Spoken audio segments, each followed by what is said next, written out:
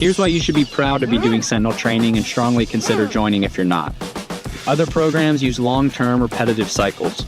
Sentinel uses 4-week varied progressions, while other programs often slip into movement redundancy or recycle entire training blocks. Sentinel stays true to the CrossFit methodology of constantly varied functional movements. That methodology also guides us in delivering intensity with minimal effective dose, where others favor volume, misrepresenting that as value for money. If you want a hands-off approach with minimal coaching or review, stay where you are. If you want level 3 trainers who care about your progress and test the workouts for you, reviewing your videos, offering coaching and feedback, then you need us. You need Sentinel training.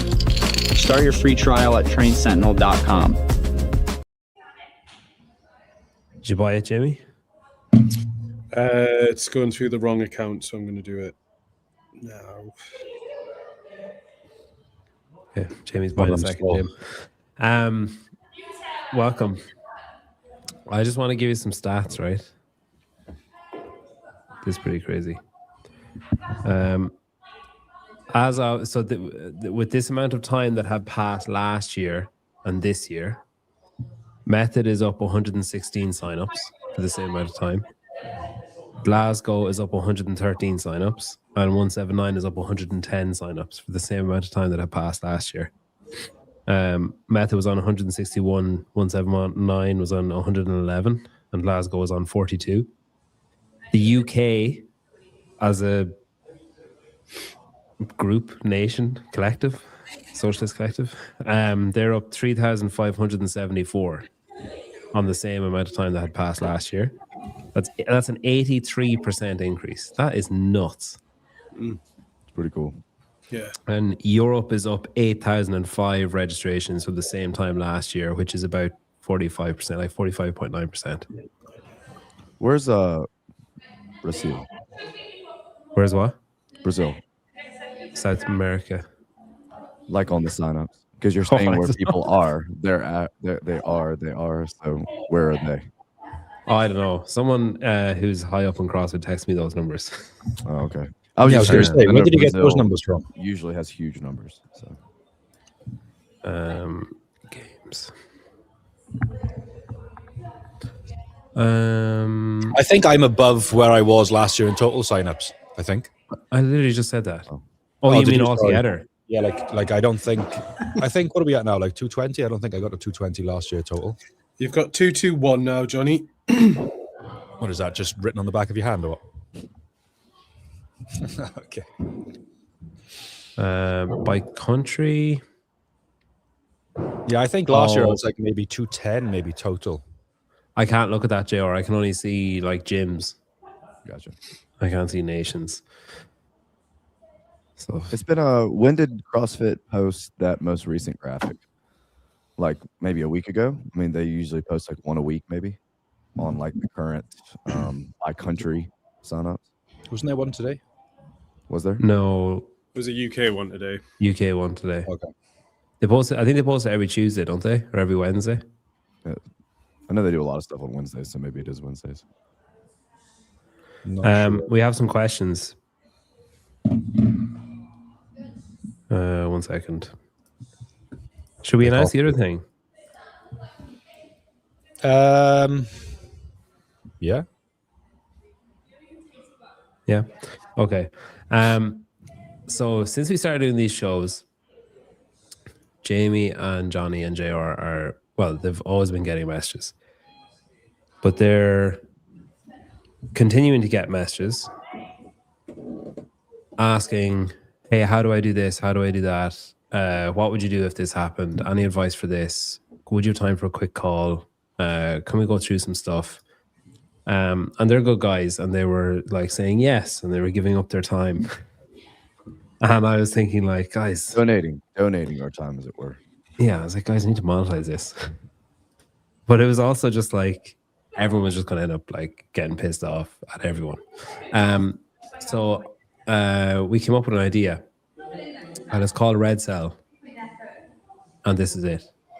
It's affiliate consulting and support, and you book a slot, you book an hour, and there's a little quiz down here, and you take the quiz, and it asks you some questions like when, you know, how long have you owned a gym, and how many members have you got, and what your biggest strength is as an owner, and what your biggest need is as an owner. And then we identify the person that we think you need to speak to most, whether it's Jamie, Johnny, or JR.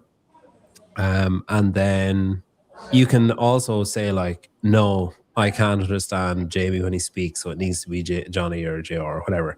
You don't have to go with the person the quiz tells you, but you then book in your slot. And I'll get you lined up with one of the guys. We'll have calendars going for the guys of specific times that you can have your call. And yeah, you'll have an hour, go through whatever you want. It can be to programming, and like maybe you're not getting the results for the members that you feel like you should be, and you need to tweak your programming a little bit, or maybe you just don't have a clue, or you just want some advice, or you've started programming for yourself and you want to throw an eye over it, or you're doing a competition and you think, wow, what better guy to look over the programming than programmer for Syndicate Crown and Crash, Crucible, and Crescendo. Maybe you want to be told to move your rig into the middle. You can do that with Johnny. You can look at your facility layout. Maybe you want to up your equipment and you're not sure if you need to or what you should get. You can book a call. If you want to increase your team size or develop your team or work on coaching, development, that kind of stuff. Or if you just want some business advice and some guidance, and we get you where you need to go, basically.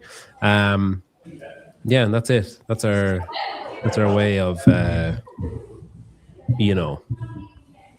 giving something actionable and useful to affiliate owners or potential affiliate owners, and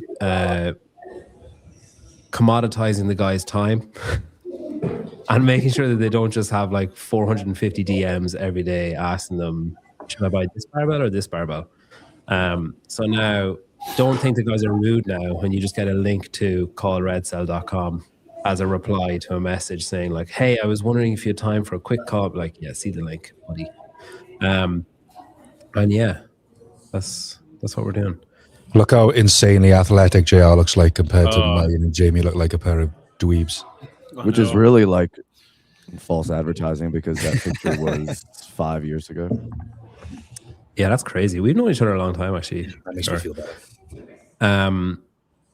Jamie looks like he's emceeing and has just seen someone repeatedly not squat to depth, and he's like, oh, do I say it or not say it? I'm happy that I still appear in Johnny's. You know what's crazy is how few pictures there are of any of you three online, of just actual photographs. Like, people have definitely taken photos. I've seen people take photos of JR, but if you search him online, it's just like thumbnails. It's all that comes up, of like where people have used really good photos of him as thumbnails, but you can't find the original photo anywhere that the thumbnail is made from. And there's another Johnny Davies. He must be like a jazz singer or something. It comes up whenever I search for Johnny. That's what comes up when you search. Usually, there's two rugby players called. There is a rugby player as well. Yeah, there is a rugby player as well. We could make a band. I'm like a violin guy. I'm a saxophonist. There's a Peter White saxophonist. So anyway, yeah. If you have some questions, if you need some advice, and yeah, like we've got little pop-ups, so we'll bring it to the Instagram. And I think the long-term plan is that we can all do something together in the future. That's maybe like an in-person event. We're not doing it because we're tight fuckers and we're trying to rinse people of money. We're just trying to streamline something so we can help more people in a way that makes sense for us. But also, just you can give your best. Then, like the person that's coming to you and booking the call is investing in themselves, and they're probably going to act on the stuff that, they're looking for information, like genuine, actionable information. You're in a position to give it to them, and then they can go away and like do it. And it's not just a case of like tire kickers, like, hey, what should I do about this? And then eventually you just end up getting disenfranchised where you're like, I've told so many people what to do and none of them are doing it. So what's the point? So at least worst case scenario, you're being paid for your time. And best case scenario, the person that's paying you for your time is someone who wants to invest and who wants to, actually change something. But yeah, June 25th to 29th, maybe we might do something. Not to put the cart before the horse, but this is the first time I've seen this website or heard these dates. They're in the thingy, aren't they? You're in the same thread as everybody else. That's not true. A lot of times, because of the time difference, I am usually not caught up on the group chat. Oh, that must be really frustrating when there's loads of stuff happening in a group and you're asleep or you're not there, and then you wake up and there's like 150 messages to cat. That must be really annoying. Can't imagine what that's like. I haven't had to worry about that in a while, actually. So yeah, we might do something in the summer. Maybe we might do like a limited little, 20 affiliate owners or 30 affiliate owners or something. Put on some workshops, do some coaching development, do some, I don't know, media stuff, do some programming stuff, do some equipment stuff, some facility stuff. That'd be pretty cool. Can we book a time slot with JR beard advice? Yeah. But you have to spell his name correctly, j.r. That's the only stipulation for that. If you're good at something, you should never do it for free. Well, you should always give some of your best stuff away for free. That was the advice I was given. You should always give some of your best stuff away for free and then live in the knowledge that people will be like, wow, that's really good. I wonder what you get if you pay for it. I haven't figured out how to charge anyone for anything I do yet, but I'm sure. If you want something for free, ask Peter for it. And if you want to know if you should continue to do something for free, ask Peter. Yeah. The first answer is, I'll try and get it for you. The second answer is, why are you doing that for free? How many signups have you got, JR? Do you know? Who knows? Probably very few. My gym is famous for waiting until Thursday when the workout comes out, and then they all start signing up. Nice. It's a fight that I have given up fighting years ago to try to get them to do it earlier. There's no incentive to do it earlier, so they just don't. That's why Europe is winning, because they split North America into two separate entities so that Europe could possibly have a chance of winning.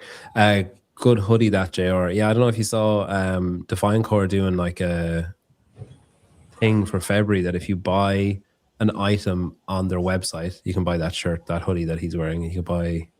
You get a lot of comments in the gym from wrestling fans about how they want a Crash Nitro spinoff of like this hoodie. There People you go. Love wrestling. Where I'm from. If you want to do some t-shirt design or some garment design, just look at those pop-up ads that come up on Instagram every so often saying, buy this retro stuff. And then you just click in and be like, pretty sure I could just rip that off and nobody would ever know. Yeah, so Define Core doing a thing. If you buy an item, you get entered into a draw, and the person at the end of the month gets £600 to spend on their website, which is pretty good. Very good. It's pretty cool. Good looking beard, JR. Yeah, very good looking beard. Right, enough of that. Questions? We could just not pull up any of those comments anymore. It'd be awesome. Questions. Let me see. If you weren't running, if you weren't running an affiliate, what would you be doing, Johnny? Whoa. Can I say working in one? I would just be I'd be on seminar staff. If I wasn't on seminar staff, I would still be a carpenter, and I would probably be depressed. Were you a good carpenter? No. Were you like a joiner or just like you cabinet maker or you chippy? Chippy. We did a lot of housing renovations for a small local family business. I didn't mind the job. It wasn't fulfilling me, I just imagine a lot, like I can, in my head, I think it's because I've seen you so often in a hoodie with your hands in your pockets that's all I can picture on a site is like people like carrying loads of wood around and you're just standing there being like, yeah, anyway, and then on Saturday night. Literally as little as possible for as long. I fucking hated it. Were you a Makita or DeWalt? Whatever was the cheapest. Man, I hated it. I'm the opposite now. Like now I'm trying to find the most expensive fucking bench that money can buy. But back then I hated it. I did fucking hate it. Luckily, like I think about this quite a lot. If I didn't break my ankle playing rugby, I would never have started CrossFit. I'd still be playing rugby now and I'd still be doing that job. So luckily, Probably wouldn't be breaking my playing rugby, ankle. would you? Well, I'm 35. What am I? 30, no, 36. Maybe I'd be hanging on in the seconds, maybe somewhere on the bench. Are you like handy enough? Actually, you probably walk onto the Welsh team now. Actually, in hindsight, Yeah, maybe there's not many people left. Are you like handy enough when you do stuff in the gym? Like, you know, when you put up like the fucking Welsh supply of wood on your walls. Like, did you get stuck in and help that? Yeah. So that was when I started giving a lot more of the coaching. I was away and brought coaches on when I was basically putting the floor down, helping the carpenter put the ply on the walls. I can do all that stuff, hang the ropes. I just don't like doing it. Hang the ropes is a carpenter's job. Well, no, but we had to drill through the steel and all that stuff, which is probably illegal. I did it anyway. So red cell for I can imagine him up there with the drill, be like, "I'm a carpenter. It's all right. Don't worry about it." It's like, "But that's steel. That's fine." Yeah, no. Health and safety is down there in my list of priorities. JR, would you be a nurse still? Do you think? Oh, I hope not. I actually you were probably in a similar position to him, of just doing something but not liking doing it. Is that yeah, accurate? 'cause, I mean, I was coaching at the gym before I took it over, and just coaching in between seeing patients at their houses. So maybe I would still be doing something in healthcare, but I kind of like to think that I may have started coaching basketball. I think I was put on the earth to coach, and so this was just an expression of that I'm doing now. But I mean, basketball was my first love and still love it a lot. And I think I probably would have gone into coaching, but I'm so grateful that did not happen because I would never see my family and just be traveling and stressed all the time. Do you coach your daughter's soccer team? No. Maybe you were put on earth to do that, coach. She's asked me a lot. She just started playing basketball, and she asked, why am I not coaching? And I said, well, there's a couple dads on the team that coach women's high school basketball that have a lot of experience that want to coach. She said, well, I want you to coach. I said, well, my job is being a coach, and you guys require a lot of patience. So maybe I'm not supposed to be your coach because I'm coaching people all day long and trying to be patient with them. I want you to be my coach. Neither of us want that. Jamie, what would you be doing? Like counting money or something? Or I did so many jobs. Would you have been Jew? Steady. I had so many different jobs before doing this when like through school and through uni. So I worked as a butcher. Yeah, did a bit of that. I know you didn't expect that, did you? So no. in the little village where I grew up, my uncle had a butcher shop, so I used to help out there when I needed to, and it was like interesting, but it was like we used to make like black pudding from scratch.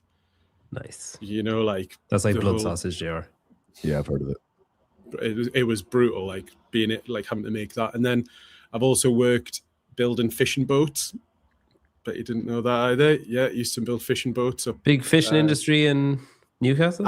Yeah, up in Ashington, like along the coast, there was. So we used to build fishing boats, and like they were like fiberglass. So like, it was horrible. All the fibers like down your top, and it was horrible. So I think it would have to be something practical. I actually really like doing the carpentry stuff that Johnny pied. Hanging ropes, that kind of stuff. Drilling steel, yeah. So, Jamie, do you ever see yourself getting restless because you've run out of things to make more efficient at your gym? And so you kind of like, you're like the person who decorates their walls but leaves the tags on everything because they eventually will get tired of it and want to return them and then redecorate them. Like, do you think that's a blessing and a curse, where you're really good at finding things, but then you're always not satisfied with the way you have things? Yeah, I think I drive the staff here crazy because I'm always like changing stuff like all the time. Even this container that like Johnny and Pedro you've seen, like that was a bit of a project a couple of summers ago to build an office out of a shipping container. And I think the staff love it when I'm stuck on something like that because I'm not in the gym as much. We probably do better when that happens. Yeah. Yeah, tinkering with stuff is the like staff are like, oh yeah, Jamie's out painting the numbers on the car parking spots. That'll take him about a week. give them something else to do. Yeah, I imagine the coach is coming in being like, hey, has anyone found that to point out to Jamie? He's been annoying the last week or so. Can someone point out a flaw? It's somewhere outside, like out the back. What's the worst thing about owning a box? Joe, you can go first on that one. What's the worst part of the job? Honestly, I think it's the physical building is the worst part. Like maintaining the facility. Yeah, just it's probably just a product of buying and not building from scratch. I mean, the building is 50 years old. So Didn't your building flood with shit twice? No, it was storm surge water, so it wasn't actually sewage. Okay. But the way that the infrastructure of the city is and where we sit, kind of at elevation, caused a lot of the storm water to not be able to drain out. So it came back through the plumbing, if that makes sense. And that's just because it was an older, like it wasn't set up for it, basically. Yeah, like you could tell the previous owners when they did the plumbing and everything probably just paid for someone they knew to do it and not put on these anti-backflow valves that close so that can't happen. And anyway, yeah, I mean the roof, like we've had a lot of snow for us. Like we had 8 inches. When that melts this week, there'll be 3 or 4 random roof leaks that I've never seen before, just because the water will melt. But it's all sitting up there waiting to melt. So it's just like, as soon as it melts, it won't have time to get off and it'll just find little holes. I mean, it's a metal roof. It's just, I think the building itself is the most frustrating part for me. There's just always something. Your sound is popping. I don't know why. It's like there's a limit. Like when you're speaking, you go to a certain level and then it just cuts out and then it comes back in again. It's weird. I don't know. Have you setting? You guys have sounded strange and I've been able to hear myself the whole time. I wonder, are you coming? Just tap your mic. Are you coming through the mic? Yeah, I don't know. It's weird. Jamie, what's the most annoying thing about owning a gym? The building thing definitely is challenging. Like when you talk about the snow coming down, when you have a metal roof, all of it like will contract and then all the seals will like break open that were ready to break and then it'll piss water through. And then everyone goes like, every single cast is like, do you know you've got a leak? I'm like, yeah, I do. While there's a bucket underneath. Like, yeah, I left that bucket there. I know that. So that does take up a lot of time. I think it's stuff like staff contracts, pensions, sick pay, HR, all that stuff that you have like no idea what to do about. And it seems like if you get it wrong, you get absolutely shafted.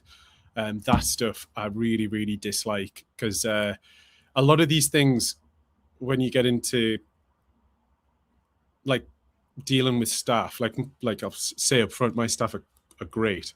But when you have to, like if you were going to deal with an issue with anyone, you'd think it could just be done with like a conversation, like, you know, but as things get bigger,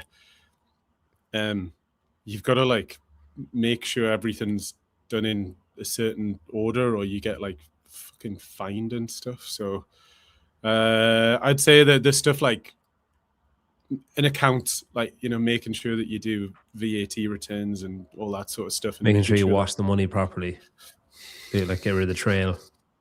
It's just stuff that you just don't expect to deal with. Making sure that Shylock is on it, that he's not slipping. That's me. That stuff. Johnny, what about you? I don't. It's people. It's people by country mile members. They're the best thing about the gym and the worst thing about the gym. Like without the gym, you haven't got a gym. Without members, you haven't got a gym. But they're like, the more you get, the more problems, the more complaints, the more good stuff as well. The more you get the messages, oh my God, this gym has actually changed my life. Da, da, da. For every one of those, you also get the, we've got 12 rowers. When are we going to get 24? and I would like to be able to have assault runners. When are we going to get 12 assault runners? You know what I mean? So You don't got get 12. any now. You haven't got 12 assault runners. no, mate. No. Oh. You've missed the boat. You've missed the boat on purchasing assault runners now. They're in trouble. They're in a shit state, mate. There's some big like copyright thing where like they can't sell any assault runners anymore. So there's just a heap of assault runners that are probably suddenly going to be branded Rogue, that they just can't sell. Yeah, But they assault were there first, weren't they? yeah. I think they just stole the idea for the runner. I don't know this for sure, but I think it's assault in one of the original, like Woodway or True Form. It's not, doesn't have anything to do with Rogue. No, I'm just saying Rogue will probably purchase the I see what defunct yeah. runners. That's what I do. So does that mean that they're just not being created, not being manufactured at the moment? They're just stuck. Yeah. I know Assault, the company sold. I think you can find that. It recently Hiller did a was video bought by yesterday, really big didn't he? company. Yeah. Yeah, all the ones that I remember the deal he was talking about, and I think it was this Black Friday too. That if you bought a runner, you got a assault bike for free, or maybe a assault rower for free if you bought a runner. But now people are saying that they've placed a lot of orders for runners, but they've just been refunded because they haven't been able to ship them. So. The only time I ever saw an assault rower was Wadapalooza. I don't think I ever saw one anywhere else. No. Johnny, is your mic attached to an arm, like a metal arm? And what's that arm attached to? The desk. Sounds like a bass drum it's attached to. Yeah, stop hitting the desk. Oh, I tell you what it is. Me putting my phone down. That's what it is. Sorry. Okay. Yeah. All right. JR, do you know what a Jaffa cake is? Say it again. A Jaffa cake. No. Okay. It's a ginger person. It's like the question is it a cake or a biscuit, or a cake or a cookie, you'd say. It's like a soft based cookie with a little disc of like orange marmalade, like orange jelly, and then like a chocolate on top. Is that They're not good. They're not good. Yeah, they're as disgusting as they sound. Yeah. But anyway, there's a long-standing like debate that no one actually gives a shit about. Is it a cookie or a cake? Anyway, more pertinent. Does a level system for classes ever work? I.e., preset scales for workouts, RX level 1, level 2, etc. I've never done it. For me, that takes away all the individual aspect of doing a workout and scaling a workout.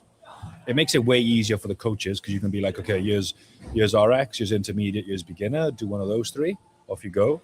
The half of coaching is taking the group workout that you've got on the board and applying it to each individual in the class.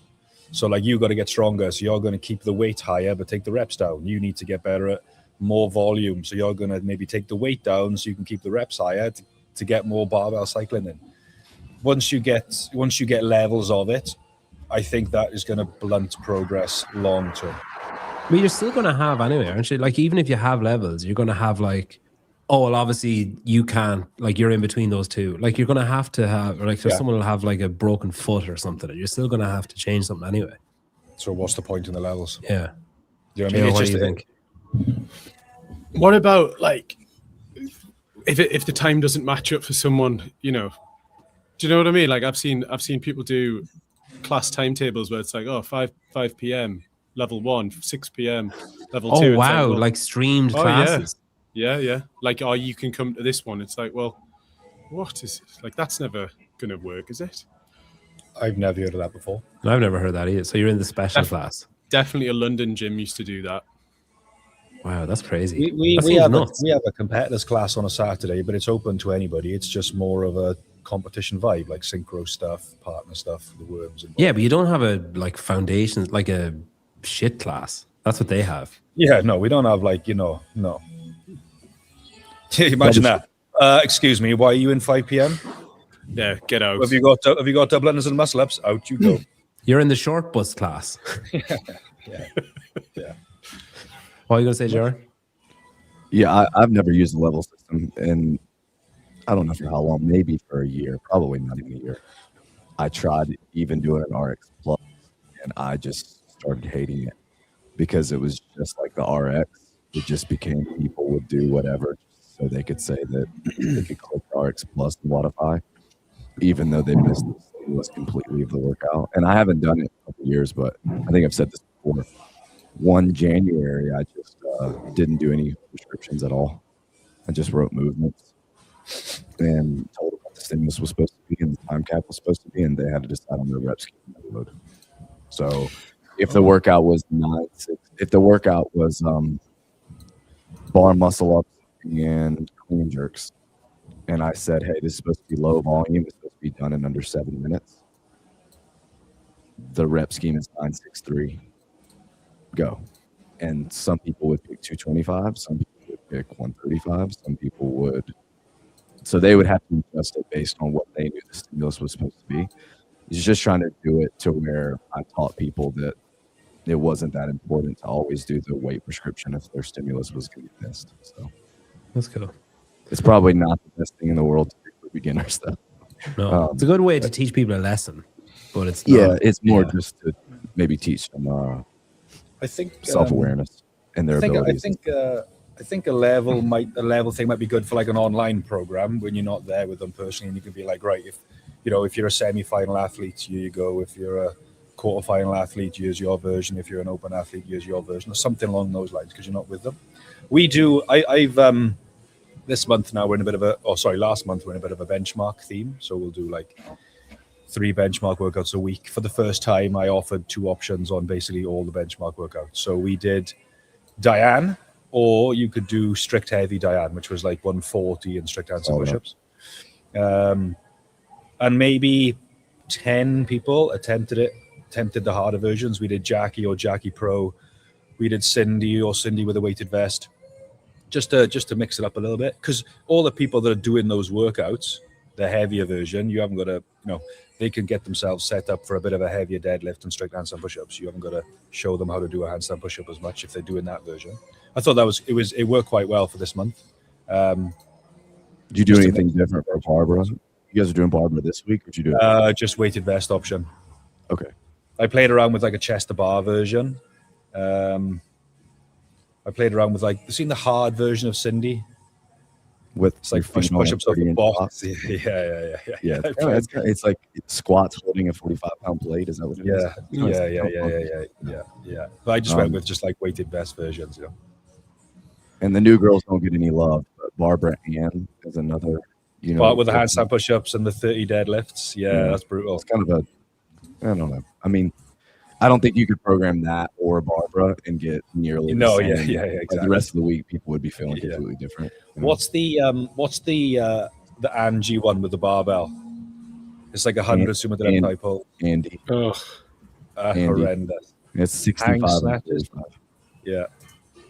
It's like 100. It's cool. Yeah. It's tough. I suppose it's probably not far away from like the effect of that. Was that regional workout, which was the 100 chest to bar, 100 dumbbell snatch, 100 pistols. What was the other 100? Oh, dumbbell snatch, wall ball, chest to bar, wall ball. Yeah, good workout. 2013, that was, wasn't it? Mm. You did something similar last year, didn't you, JR?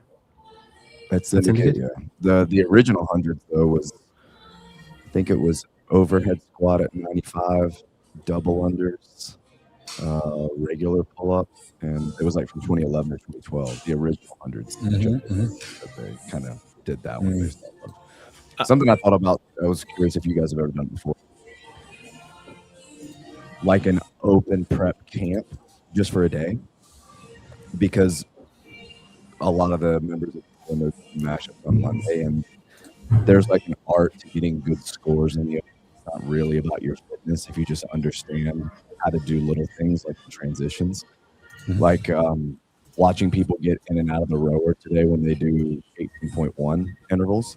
They just don't know how to do it efficiently with their foot straps, where you put one foot in, pull, second foot in, pull again, and by the third pull, you should be at your working pace.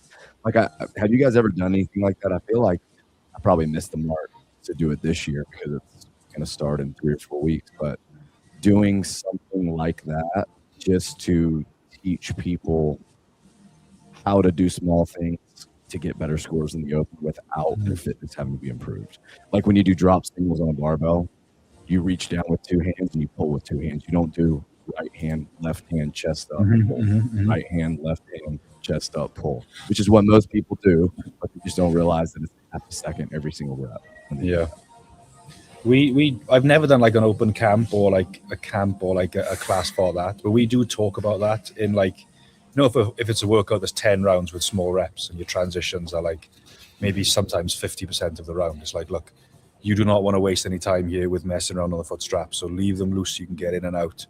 This is how you're going to get a couple of early pulls in. Bar facing burpees, if you're like, people take like 3 or 4 extra steps on a bar facing burpee for no reason whatsoever. Like we did double dumbbell box step overs last week, and we went over it in the warm up, and people are still like standing up, stepping all the way up, jumping off face first, spinning around. Full 360 on top. Yeah, you're making it so much harder. Because I found stuff like that when you do it in class, you have the handful of people who are like locked into you and they're like, great bond, because they want that. They know that when the open comes around, they need to be able to beat their friends by doing things. But then you have the other people who are just like, hey, dude, like, I don't care. Yeah. I don't care about the nuances of a bar facing burpee. Yeah. Yeah. I guess it would be good to do just like an open prep workout, and we're going to focus on cycling efficiency, in and out of a row, how to make dumbbell step overs more efficient. Because then if you got it as a class, you're going to get the people that want to be there for that reason. But even other stuff like this is going to sound like maybe dumb. Maybe I'm dumb. I am. But I remember Tim Paulson was here for Filthy 150, and he did like a day-long workshop at our gym.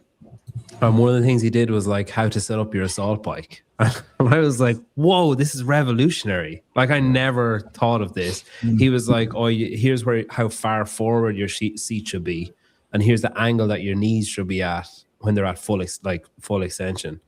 And he was like, if you're below this, you're losing out on power. If it's above this, you're losing out on power. If you're sitting further back or further forward, you're losing out on power. And all this kind of stuff. And I was like, wow, like it didn't make me any better, just through lack of application. But I was like, wow, that's actually like really good. And the same with the rower.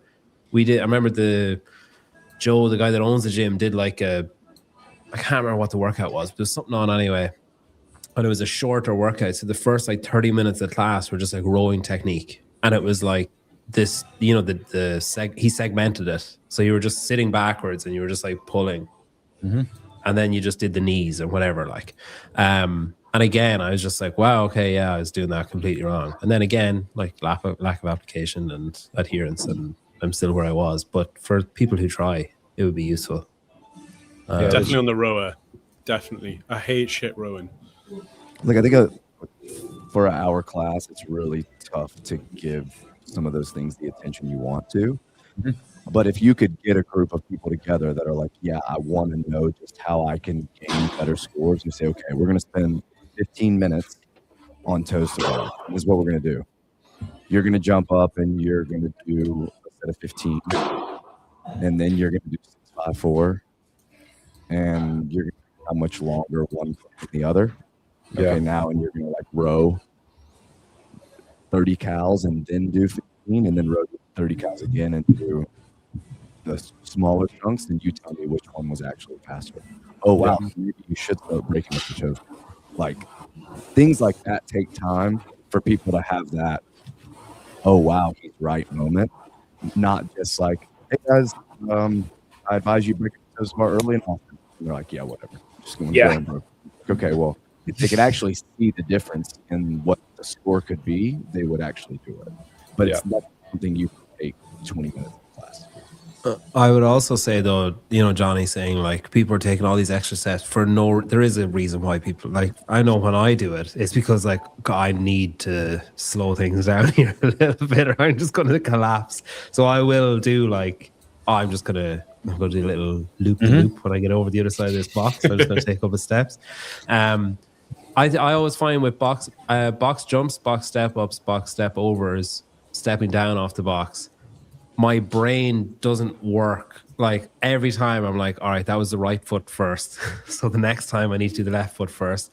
And then I'll be on top of the box. I'm like, fuck, that was the right foot first again. And then I'm coming down. I'm like, fuck, that was the right foot. And I just can't do the two things. Like I can't move and think about how I'm moving and alter how I'm moving. Same with stepping up to the bar and hopping over the bar. I always go in a circle. Like no matter what I try and tell myself, I just keep going in a circle until I get dizzy, and then I'm like, oh yeah, you're supposed to alternate which way you face just to avoid this. Yeah, I can't. All right. You know, on the rower, when you're rowing for calories, I don't know if this is common knowledge, but when we had a guy come in and do a bit of rowing thing with us, and he was like, when you're rowing for calories, the calorie will never ever tick over while the handle is moving out. It can't. So it has to change direction for it to do the calculation for how long it was pulled for and how hard it was pulled. Do you know what I mean? So like, so it's always on the return. Yeah, so it will as like on a meterage, as it's pulling back, it'll move. If you're pulling back on calories, it will never tick over to another calorie until it can figure out what just happened. So it was like, if you're doing really long, like sweeping strokes, or someone's doing like quick, like sending the handle back in to get that next calorie to tick over something like a 50-calorie row or something, that'll make like a big difference. That was interesting. So you're saying the stroke rate actually needs to be higher when you're rowing for calories? Yeah. That's it, really. Because there's less time on the pole, yeah. Or if you are sitting on your rower at the 26.1 clock about to end, you should do your utmost to get the handle up, to be on the way back in. Yeah. When it goes to zero, so at least you get that. There's no point stopping here time and you're like, that last one didn't count. That's shit. Yeah. Some people give it anyway.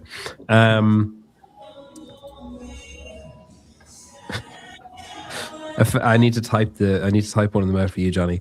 Effective strategies to get members for a new affiliate. So if you're starting a new gym, how do you get new members to join? Jamie, do you want to start on that one? Pre-sell the whole, like pre-sell and have a number in mind. So when you open the doors, you've got the number of members that you need to almost like break even. So you don't have to go ever into like a negative cash flow. So let's say it's like 150 members. Start as soon as you get the keys to the building and you know you've got things in order. Get the social media ramped up, get the paid advertising ramped up, start calling all these inquiries and give some sort of pre-sign up deal that even if it's just something that they can't purchase, like it's a special edition hoodie and then they get like 3 months worth of membership at a reduced rate. Whatever you do though, don't ever say like, oh, this is like a lifetime discount, because that, like, inflation doesn't care about that. Like, it will erode that. Those people will end up costing you money. Didn't Adrian Conway sell lifetime memberships for his gym? Yeah, I think isn't that what gave Taylor the idea to just do that for his online program? I mean, it seemed to work really well. Yeah, he just. What do you mean a lifetime? As in, like, okay, Johnny, join my gym for $5,000, and then you're a member for life. And then he does that like 10 times. He got $50,000. I think when you're opening a gym, that's really smart to do. Jamie's but over the course of a lifetime, that's X times 3. It just depends. It just depends, like, what, because if you could sell your lifetime memberships to seniors, or a multi-millionaire that never comes. That's the idea. I mean, online program. I can see it working well for an online program. There's like online programming, really, like the effective inflation is going to be limited. Whereas, like, I was checking back, like my rent is something like 8 times what it was when I first opened the doors, or something like that. Oh, I know. But that is ludicrous. But just for the pre-selling thing, like it doesn't even have to be a brand new gym to pre-sell. Like when we expanded into next door, we made this huge song and dance about, right, we're opening up another space. We've got, like, to celebrate, we're going to do 30 memberships at this price, and you're going to get this T-shirt, and you're going to get this personal training session thrown in. like, we've only got these. Okay, we've only got 20 available. We've only got 15 available, and all we were doing was opening up like another space and expansion. And it meant that when we opened the space and we had more capacity, it was like day one, like ready to go, rather than trickling in trying to. So they couldn't be current members. No. Okay. No. I never did pre-sale stuff. Like my gym, I haven't got skin in the game of that one. Like my gym was like an accident. It was 1 people, 2 people, 3 people, then it was a gym. But I would when you grew though. Yep. When you opened the bigger location, you didn't do any any pre-sale, like, nah. Because we moved with the equipment that we had. So I was like, if 20 people join, I'm in trouble because I haven't got enough barbells, I haven't got enough rowers. I was literally trying to keep up with equipment for the first 4 years.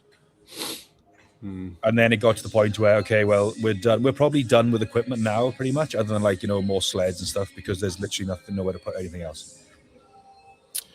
Whoever's opening that gym, I would be like, right, figure out what you want the gym to be and stick with that for the foreseeable. So many gym owners I speak to, they've gone down they try to please everybody by offering all these different types of workouts, and they go on average longer workouts, and they do that for 6 months, 3 years, whatever it is, and then they decide then, I want to be more CrossFit. We're going to go to shorter workouts. We're going to have heavy barbells, and then they're surprised when all the members are moaning. But if you've been building up your gym that way for the last 3 years, then you decide to change, you're going to piss people off. So just figure out what you want to do. If you're going to do CrossFit and like you're going to do heavy and light and high skill, low skill, and that's what you're going to do. And obviously you can have different philosophies and programming as you go, but if you try and change it wholesale because you're fed up with the way you're doing it, you're gonna need a whole new membership base because people join for a different reason. And I'm getting this conversation more and more often now. It's like, oh, I wanna start programming heavy days, but no one's buying in. Yeah, because you've never done it before, and they didn't join a gym that did real heavy days. So obviously, if you're going to change stuff now, you're going to get people moaning about it. Whereas from the start, you're like, right, from day one, we do heavy, we do this, we do that, we do that. You're going to get more buy-in and get the right people in the door. You can't please everybody. If you try and please everybody, you're going to please nobody in the long run. And especially yourself as an owner, you're just going to get pissed off all the time. This is a derail, sorry. Johnny, did you program the other total before it was released for French Throwdown or after? Yeah, before. So like we That's cool when that happens, because then your members are like, oh my gosh, it's so innovative. Yeah. Do you know, like the last couple of years, I've basically programmed the open workout almost identical bar maybe one movement, the first open workout. And everyone just rolls their eyes at you because they're like, oh, the red shirts know the workout. We did wall walks. You remember the wall walk box jump over dumbbell snatch one? Mm-hmm. With a break. We did pretty much exactly the same thing, but with kettlebell swings. And I didn't even realize. Like 3 weeks later, one of the boys went, that workout looks familiar. I went back onto Instagram and put it in the group. I was like, well, fuck me. Yeah, we've got a big French throwdown push going on at the moment. We got a couple of teams intermediate, a couple of people trying to go RX solo. And then, so where you guys live, sorry for interrupting you, where you guys live, how far of a trip is that? If you want to go to French Throwdown, how long does it take you to get pretty easy. It's a couple of hours. Like, you just drive 2 hours? Drive. Well, you could drive. You can fly. You can get the train. Catch the train, catch the ferry. An underwater train, Joe, or would you do that? Would you go on a train underwater or drive underwater for multiple hours? Great. Sure. It's like 20 minutes. You're only under the water for 20 minutes. Not if you break down. No, that's just cool that there's a competition that big. I mean, I guess it would be Knoxville's probably like 4 hours away, so I guess it would be like a team from Crash going to Syndicate in the same way. The other workout is McCoy's workout as well, Topsy. Topsy, yeah. Which is a cool workout. Yeah. Johnny, this was sent in for you. Can you just read that out? Here's ears and here's yours. Here's. Oh, yours is quite different. Yeah, here's ears and here's yours. Do it properly. Do it like you normally would. That's how I speak. Here's. Yeah, he needs to be mid. It's always when he's given a hypothetical. And he's like, you say here's. Yeah, it needs to be. You and Andy I say here. Weirdly. Yes. There was, when you were doing that coach and development thing at Method, you said here's at one stage, and me and Jamie just locked eyes across the room and started laughing because I think both of us heard it at the same time. We heard the unusual pronunciation.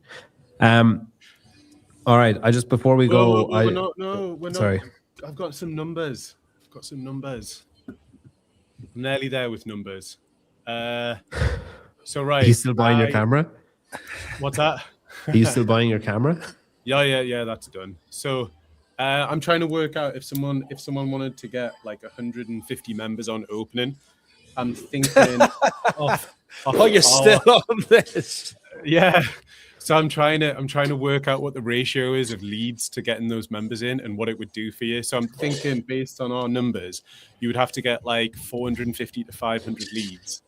And then if that went through on that like 1 in 3 ratio that would end up joining, you would start with 150 members. And obviously if it was £100 a membership, you've started with 15 grand per month from day one, which is just massive. And I could probably, if everyone wasn't going to sleep, I could probably do like the ad spend and all the rest on that and as well. But yeah, if you want this done for your gym or your potential affiliate, you can go to callredcell.com. There we go. And you can book a call with Jamie if it's about that kind of stuff.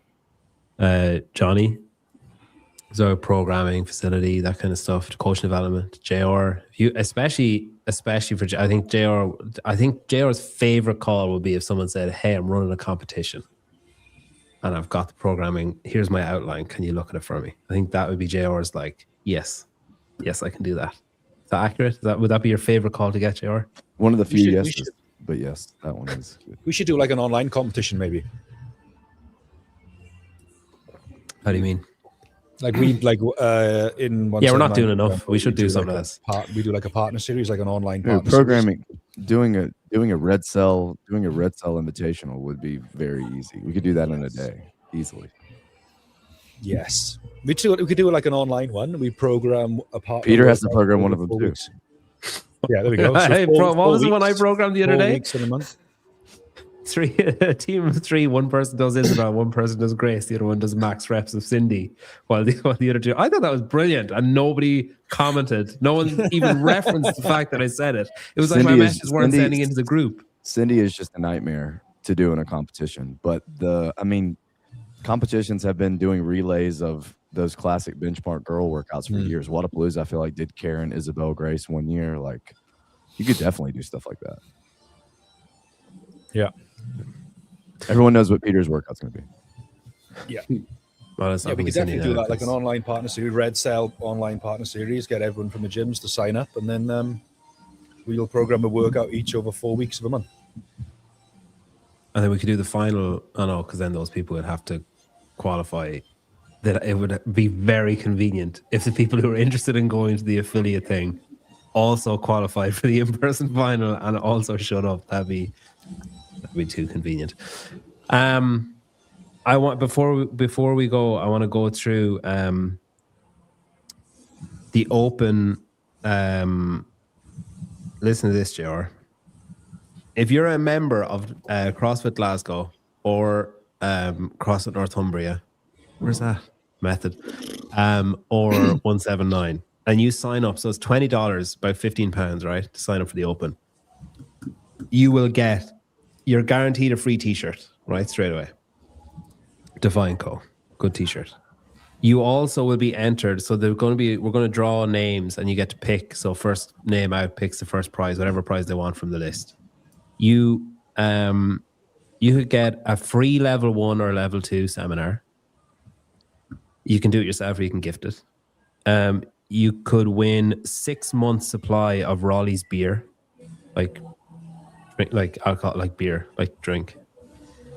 Halfway through saying that, I was like, do they call it beer in America? And that's maybe the stupidest thought I've ever had in my life. You could get £400, which is about $600 Rogue voucher, about $550. You could get some Wit Fitness stuff. Not sure I meant to say that yet, but here we are. I've said it. You could win a VIP booth for 2 people at French Throwdown. You could win some Zone 8 products, the nasal strips, the blackhead things. I need to stop saying that. You could win some RX Smart gear, like a gym starter pack. So like different ropes for learning double unders and all that kind of stuff. You could win some frog grips. You could win some Fit Aid drinks. And your investment is like open registration. That's it. And then you have a chance of winning all of those. And a member from 179 or like members from 179 will win all of those prizes. And then another draw for all of the same prizes in Method and another draw and all of the same prizes in Glasgow. So it's not like it's one of the 3 gyms is giving away a level 1 or a level 2. Each of them have one to give away, which is cool. It's very cool. Isn't it? So yeah, if you're a member of one of those gyms, I actually think you guys currently are 1, 2, and 3 in the UK. Who's won? I don't know. Actually, no. Number 1 is somebody else. It's CrossFit Northumbria, and I don't know. Northumbria, fuck are they? So on that, JR, do you know? Have you heard of Method CrossFit in Colorado? Here comes a cease and desist from Jamie. Well, so from you, JR, it's a pretty breezy 23 hours, 43 minutes in the car. You're going to have to go through Knoxville. Well, you can choose which way you go. You can go through Memphis or you can go through like Dallas. But I wouldn't mind having Method CrossFit. I think they've got like 3 people signed up to the Open. I'm sure they are very good though. How long? have they been look, doing? you can't. I think they've been going like 12 years or more, you know. That's adorable. You can't go after them, Jamie. Do you think they would have any want to have CrossFit Northumbria as there? Like we switch? I can't click the thing. I was going to ask them. Yeah. Best hour of your day. Why can't I Yeah. click that? Oh, there we go. Jamie's shut them down already, probably. Oh, I'm not filling in all that. Just cutting off all the strings. They're in Denver. Miles. Denver's, I think, pretty densely populated with affiliates. That area. Yeah, that's where they are. All So right. that would be well, nice. If you're a member of that gym, you can ask if they'll just donate it to Jamie. Trade.